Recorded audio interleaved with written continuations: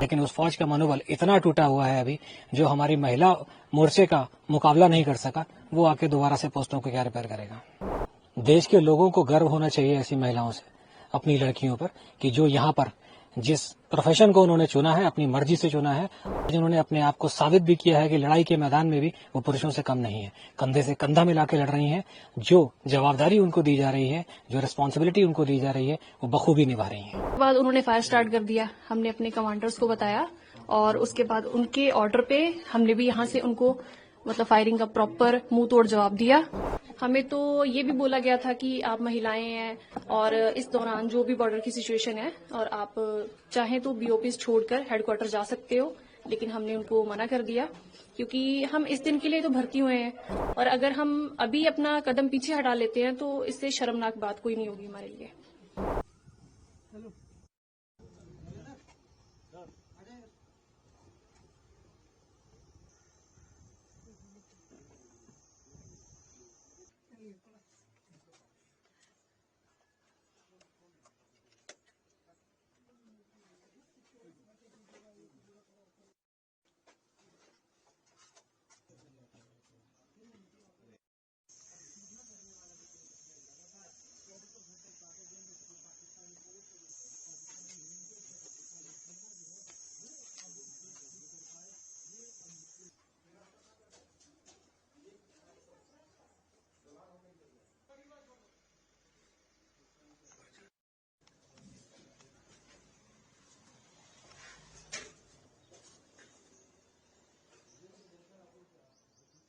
Sir, हम यहीं पे मोर्चे पे हमारी ड्यूटी थी और सामने से हमें कुछ मूवमेंट नजर आई और उसके बाद उन्होंने फायर स्टार्ट कर दिया। हमने अपने कमांडर्स को बताया और उसके बाद उनके ऑर्डर पे हमने भी यहाँ से उनको फायरिंग का प्रॉपर मुंह तोड़ जवाब दिया और लगभग रात फायरिंग चलती रही। जब तक उन्होंने फायर बंद नहीं किया हम पूरा जवाब देते रहे उनको।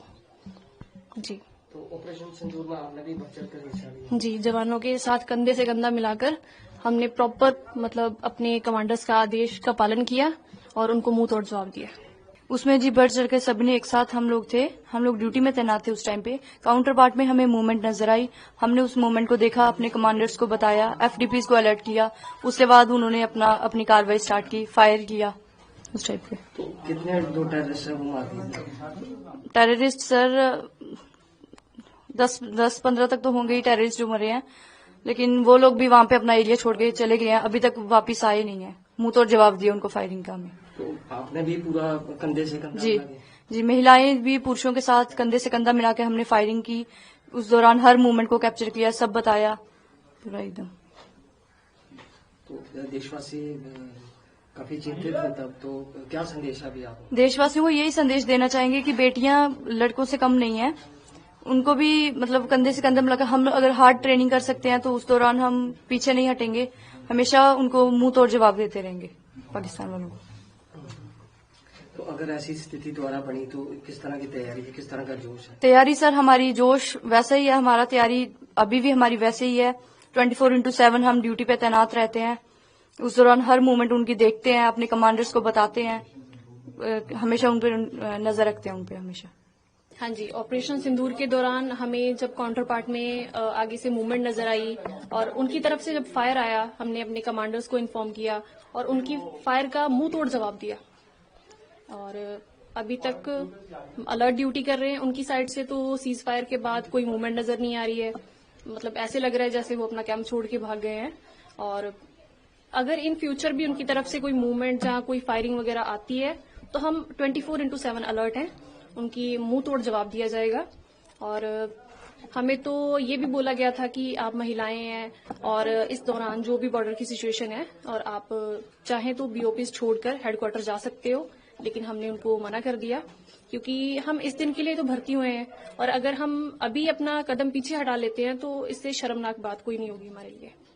तो हमने जवानों के साथ कंधे से कंधा मिलाकर उनकी फायरिंग का मुंह तोड़ जवाब दिया।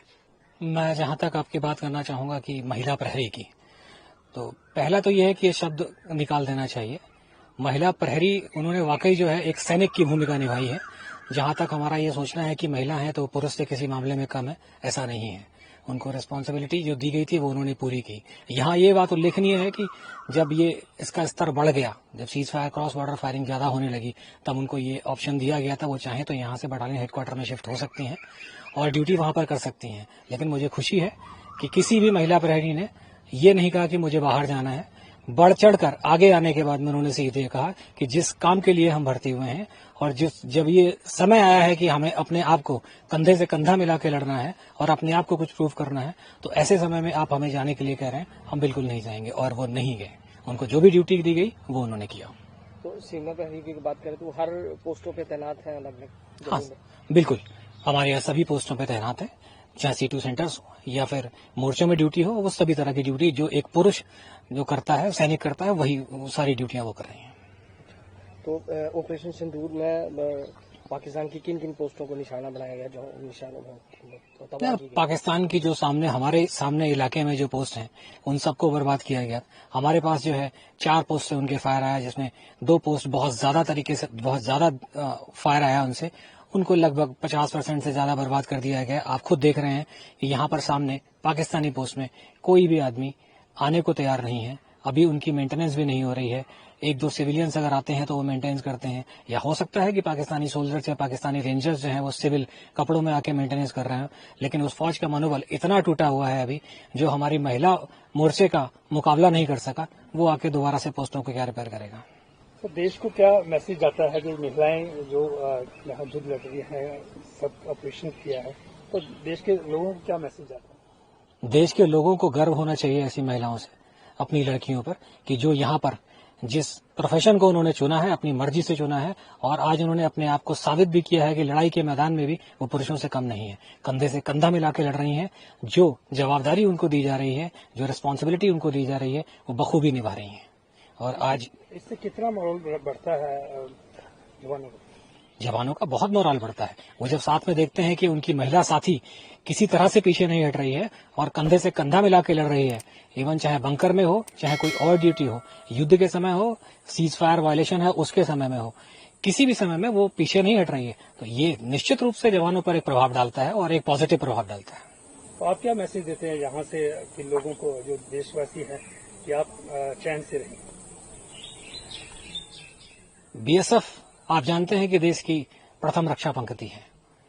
24/7 365 हम यहाँ पर तैनात हैं। कोई भी मौसम हो, कोई भी दिन हो, कोई भी समय हो, हमारी जो विजिल है इसकी सीमा की वो कभी कम नहीं होती। ये एक सतत साधना की तरह है जो हम यहाँ पर करते हैं। हम कभी भी अपने काम से पीछे नहीं हटते हैं। जहां तक देश के लोगों के लिए सवाल है, यह हमारा संदेश है, हमारा पैगाम ये है कि जब तक हम यहाँ पर सीमा पर तैनात हैं, कोई भी देश या कोई भी दुश्मन हमारी तरफ आंख उठा के नहीं देख सकता, और अगर देखेगा तो उसको उसी तरह से माकूल जवाब दिया जाएगा। हम जब तक यहाँ पर तैनात हैं वो चैन से सो सकते हैं। सर, दुश्मन को जिस तरह से आपने जवाब दिया, दुश्मन ने बड़ा सिविलियन को बड़ा टारगेट किया, किस तरह से देखते हैं? उनका मोरल डाउन था, इसलिए सिविलियन को टारगेट किया। जहां तक दुश्मन का सवाल है कि दुश्मन के स्तर का आपको पता है। लड़ाई में अगर आपका दुश्मन जिसका स्तर आपको पहले से पता है, वो पहले से ही भरोसे के काबिल नहीं है और फ्रस्ट्रेशन में वो कहीं भी कुछ कर सकता है, वो हमारे ऊपर कोई कार्रवाई नहीं कर सका। हमारी कार्रवाई से उसका मनोबल इतना ज्यादा टूट गया था कि वो क्या करना है और क्या नहीं करना है इस चीज को भूल गया और सिविलियंस को टारगेट करने लगा, जबकि जो लड़ाई के एकदम से खिलाफ है। हमारा ऐसा कोई भी इरादा नहीं था। हमने सिर्फ आतंकवादियों पर कार्रवाई की और उनको शरण देने वालों पर कार्रवाई की। किसी भी रूप में, किसी भी समय हम सिविलियंस को टारगेट नहीं करते हैं।